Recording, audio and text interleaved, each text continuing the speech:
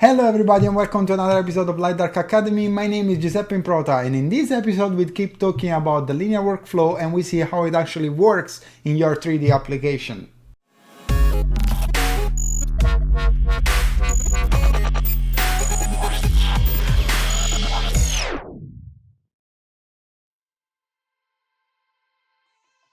In the previous episode on the linear workflow, I explained where this linear workflow comes from and what is the gamma correction and why we have to deal with all this sort of transformation in our display viewer, in the application viewer, and so forth and so on. So if you haven't seen that video, I strongly recommend you do so, because that's all the basis that will help you understanding why we are doing what we are doing. There are a few things that you need to consider in your linear workflow. As we said in the previous video, the linear workflow is basically applying a gamma transformation that is the inverse of your display gamma transformation, so that they in the end basically nullify each other and you can see the images in linear, and so our eyes can interpret and read those images properly as if you were looking around you. So in a 3D application there are three main important areas where you want to make sure that your linear workflow is applied and is coherent. The first one is your texturing. All the textures that you're using in your application needs to be linearized. So if you're using a file format that is not linear by default, like a JPEG or a TIFF, that are not linear by default and they have a gamma transformation, a gamma curve applied to them, then you need to make sure that you reverse this gamma curve and make the file linear. Now, I'll show you in a bit how to do that, but one thing is important that you understand. When you have a JPEG file or a TIFF file, as a matter of fact, or whatever file that is being saved in 8-bit and has gone through a gamma correction, a gamma encoding, it means that this file has already lost a lot of the values that we could have used as if the file was saved in the beginning as a linear file, saving all the data that the file was made of. You don't have to convert all your textures into a linear format unless you are sure that the detail that you want is already in there. If you have a bunch of JPEG textures, those are already encoded in gamma 2.2 or in sRGB gamma, and so you don't have the details that you want to gain back. So the operation of nullifying this gamma encoding of the JPEG file is only done so that at mathematical level the operations work and that the color matches. And the mid-gray of a JPEG file is not the same mid-gray that you have in a linear file, and as we have seen in the previous video. So the operation that you do to nullify this gamma encoding in JPEG file is only to bring the values at the same level and to make sure that the operations that the renderer does when elaborating the textures through the shading are actually coherent, because you don't want the render to operate in a linear manner but having the textures be non-linear. There are a few instances where you actually make the textures with your computer instead of capturing the textures. For example, if you are making a displacement map, extracting it from the ZBrush or Matbox or any other sculpting software, you are basically creating a file that can have 32-bit floating point values in it, and it's all the detail and the data that you would want. So in that case, since the file is elaborated by the computer, then you can have all the data you want. But you could also take the modern digital SLRs cameras and go out and shoot textures and have those linear files translated and converted into an EXR file, and so that would prevent any data loss coming from saving those textures into a JPEG format or a TIFF 8-bit format, or you can save them in a TIFF 16-bit format. This prevents losing data that is important, especially in the highlights, and avoiding any compression. If you save in TIFF, you don't have the JPEG compression. As said before, I will make a video to explain all the file formats and how the compression works. So what are the textures that is worth saving in 16-bit? or EXR? Well, this is a difficult thing to say. In general, if you want a lot of color accuracy, a 16-bit file is always better than an 8-bit file. You have more gradients between each tone, and so you can define more shades in this in the color. So probably a color map in 16-bit would be definitely a good thing to have, and so you can save that in a TIFF16 or you can save that in EXR. Other textures are mostly data, unless you're talking about subsurface scattering and other things that we will talk about. But in general, if you are using reference material that has been already saved in TIFF or JPEG 8-bit, there's not much to do there. You've lost the information, and you can only nullify that gamma encoding to bring the values into a linear space and have the correct results in your render. So I got a few questions about, well, shall I use and convert all my textures in EXR or TIFF, or when do I use TIFFs and when do I use XRs? I hope this clarifies a little bit. I got the process. Your HDRs, for example, the images that you use to light your 3D world from this dome are usually 16-bit EXRs, because this saves all the range or most of the range that the camera has captured when taking those pictures. If you are using a JPEG image as an HDR image, that wouldn't be an HDR anymore, because HDR means high dynamic range and JPEG is only 8-bit, it doesn't have a lot of dynamic range in there, whereas EXR or TIFF16 do. So now, how do you nullify this gamma operation that is coming from a JPEG file or a TIFF 8-bit file? In Maya, you have different options to do that, and in general, in every package, in every 3D package, you have multiple ways of doing that, especially now that this linear workflow is so common and pretty much all the render engines out there use it. In this case, let me make just a blend here, and I'll just do a 3D texture here and load just something here, I don't know, right? So this is a JPEG file, as you can see. Let's open these textures in Photoshop as well, so you can properly understand what we are doing here. Alright, so this is our text. Now, this is a JPEG file, which means that is, by definition, is a gamma encoded file. This JPEG file has been transformed when it's been saved from the linear raw data that the camera had captured into this specific encoding. So you have lost a bunch of data because you had to take all these values, shrink them into an 8-bit file, plus using this encoding to discard some of the highlights and make sure that you have more values, usable values in the midtones and the shadows. So that's our JPEG file, that's how the texture looks like. So now we have this file here. You can see the first thing that I want you to notice is that you have this color space here, which is the color space of the file. Now in the past we didn't have this problem with the color spaces because everything was worked in sRGB till the end, pretty much. So that was the only color space that we were using, but now with the using different kind of files, different file formats, you have the problem of making sure that you are interpreting those images using the right color space. And so in this case it's set to sRGB because this is a JPEG file, but you would have to make sure that if you're using a linear file, you use RAW, for example, and things like that. You can read more about that in any manual of any software that is out there. So now if you wanted to correct this file, to linearize it, you just need the gamma correction function. And so what happens is that I can pick the gamma correct node here, and then I can plug the out color into the value, and then have the gamma set to 0.454 on each channel RGB, and this will make the file darker because that's what happens when you linearize a file, and then you can obviously connect the out value to the color back in. So this basically procedure linearizes the file and removes the gamma encoding that was previously saved with the file at the saving time. And the reason why we are using this value here is because we are basically reversing the function of the gamma 2.2 that is embedded in an sRGB JPEG, which is 1 divided 2.2, that gives us this 0.454 value that you have to plug into your gamma correcting node. So now let's say that instead of having a texture, I just want to use the color of the bleen. So let me delete this stuff and just bring the bleen on, and I want to pick up a color.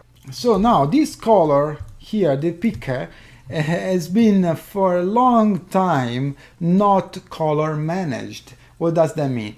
That this color picker in the past was only showing your sRGB colors. It wasn't showing you your linear colors, or was not converting the colors even visually for you. And now it's a much more powerful tool, and you can see that you have mixing color space. You can choose between the rendering space or the display space, and you have a color management system. If I don't color manage this, you can see that the gray point here, 0.5, changes in brightness visually. And if I set this to 0.18, for example, you can see that now is in the middle of the range from 0 to 1. But if I go into not color managed picker, then it goes all the way back. So in this case, is color managing what we see here. So these colors are color managed. And this is really important because you want to know at any time what color you are picking. When you have color management on in Maya here, you know that you are picking up the colors that are displayed correctly, but when you disable this, you are seeing the actual value of the color in a linear space. Before, you would only see these in an sRGB space, but the program would not convert this color into a linear space at render time because it wasn't color managed. And so what we had to do is actually convert manually the colors like we did with the texture. So this is the second thing. And then the third thing that you need to be aware of is your render display. But to do that, I need to open our gorgeous sphere scene. This one, maybe. Our beautiful sphere, and then I'm gonna fire off the Arnold render. You can see here, and in this case the Arnold render has a view transform that you can see here that says sRGB gamma. Then there are other ones that you can choose. Now this view transform again is to convert from the linear rendering image into something that our eyes can actually elaborate through the monitor. Remember that the monitor has a gamma correction of 2.2, and so you have to make sure that this gamma correction is recorrected so that our eyes see the images in linear. I know that is a little bit confusing, but that's what's happening in there. So the image is linear as it would be outside, but the monitor is not, because the monitor is emulating that gamma 2.2 correction that was needed when the CRT monitors were out there. Again, go back and check the original video to make sure you understand, because otherwise you get a lot of confusion here. But in general, you have this view transform, and you have a view transform. You can even change the gamma here, but you have a view transform that converts the linear data into something that you can actually see. And you might want to see these images not through an sRGB gamma, but for example through a log image. That is a different way of interpreting this image, but this is only a viewer thing. Is it just a viewer transformation? So you are not affecting the image, the data that are on the image, unless you save the file with that thing embedded. So for example, now if I save this image into a JPEG file with, let's say, sRGB gamma, I would have this sRGB gamma encoded into my file, and then I would lose details as we said before, and then we go back all over again.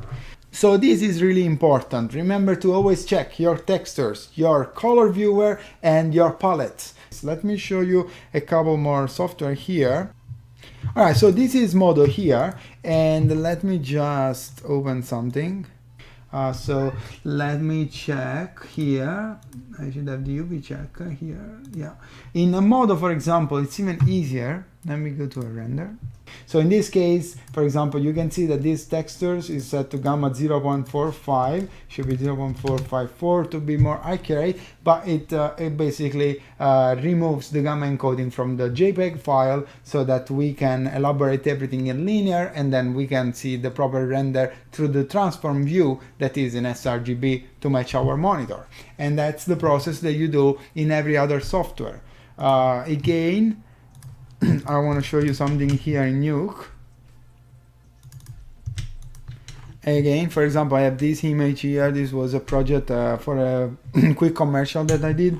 You have this image, and then you have again your basically display here, where you can select, as you can see in the tab, different color spaces. So in this case I have sRGB, Rec 709, Rec what is this, 1886, and then you have other color spaces, but in this case the file is an XR, and as you can see the color space in the actual file here is set to linear because this is an EXR render. So if I saved this into a JPEG file, that would have been different. That would have been linear, but it would have been a sRGB color space. And Nuke automatically, if I load let me load, let's pick this,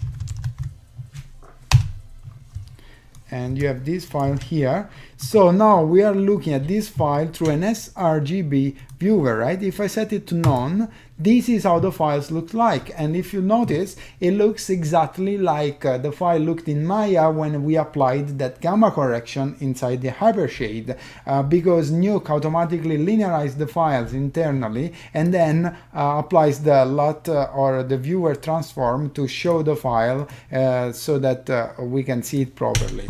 But this is basically, you can see that now the color space is default as RGB, and basically what I can do to give you another idea, a better idea, let me add another viewer, new comp viewer, and I'll put it next to it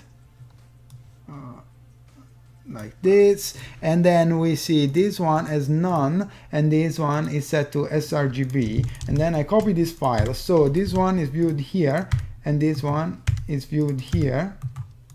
I set this one to raw data and I set this one to none, and then this one is set to sRGB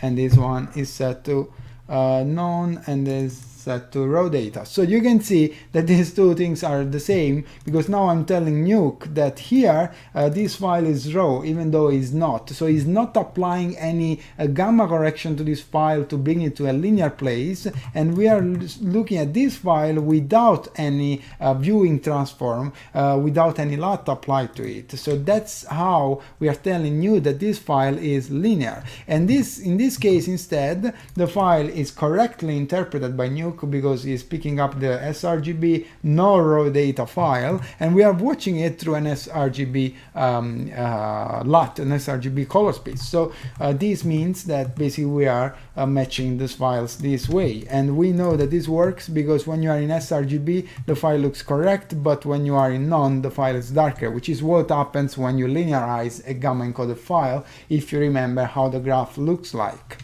Alright, so I think this gives you a better explanation, a practical explanation about how this linear workflow works, and hopefully you don't have any more doubts. Remember that all this linear workflow thing is due to the fact that we were trying to correct a problem that was in the technology of the CRT monitors, and that's what we are dragging along right now, where we have LEDs or LCD monitors that wouldn't need any gamma correction, but that's the way it is.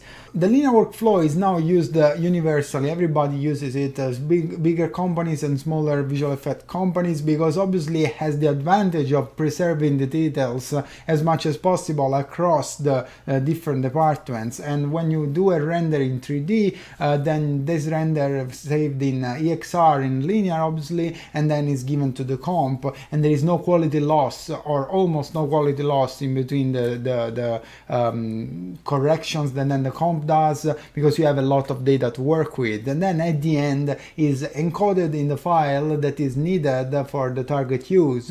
At that point there is, or there might be, a loss in quality, but across the whole visual effects pipeline the files are most of the time linear. Alright, so if you think this video was useful, please give me a thumbs up and subscribe to this channel. Remember to hit the bell next to the subscribe button to get notified of all the videos that I'm releasing. And also please leave a comment down below. Thank you for all the comments that you guys left in the previous video. It's really helpful, gives me ideas on which new videos to make and what things are more useful for you. Sometimes when you work in the industry for a long time, you forget how it was when you started. And you wanted to know more things, so please keep them coming. Thanks for your questions. I try to reply to all the comments. Sometimes I'm faster, sometimes it takes a little bit longer because life gets into things, you know, and I really appreciate all your following and your support. So please keep the comments coming, and I'll see you in the next video. Bye.